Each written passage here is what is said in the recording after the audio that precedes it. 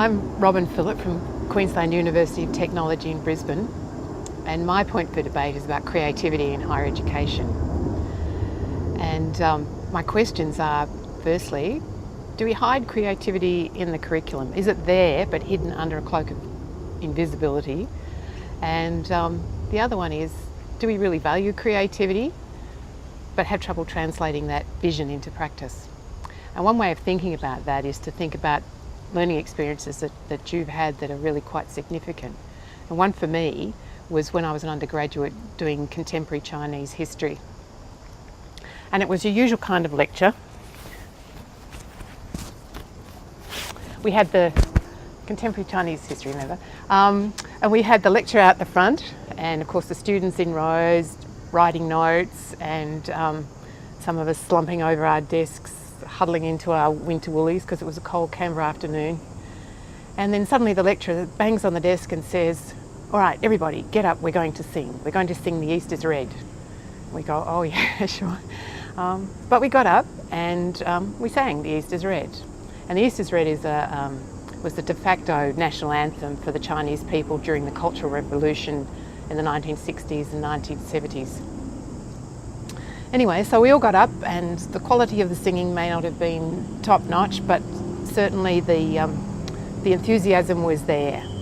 And we embraced the fervour of the revolution, and we embodied the spirit of nationalism.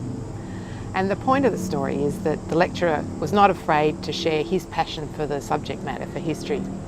He knew that to break through our apathy, he needed to bring emotion into the classroom. He wanted to develop more in us than just the ability to write a critical essay. He knew that if we were going to understand the historical influences, he needed to help us to understand through our senses, through the whole person, through the affective domain as well as the cognitive domain. But that's a risk. It was a risk for him to ask us to stand up in the lecture, and it's a risk for us to respond with such enthusiasm. But we did it, and it was transformative and rewarding, and at no point did the lecturer say, "Let's be creative now." It was a wonderful and memorable experience. So where do I see the research going now?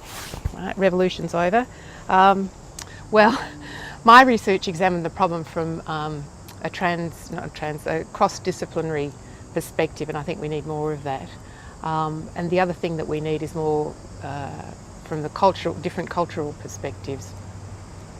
And that's because different cultures and disciplines construct creativity differently.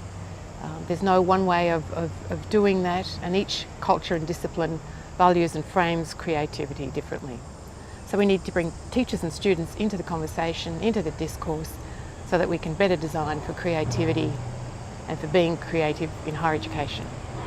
So vive la révolution de la créativité!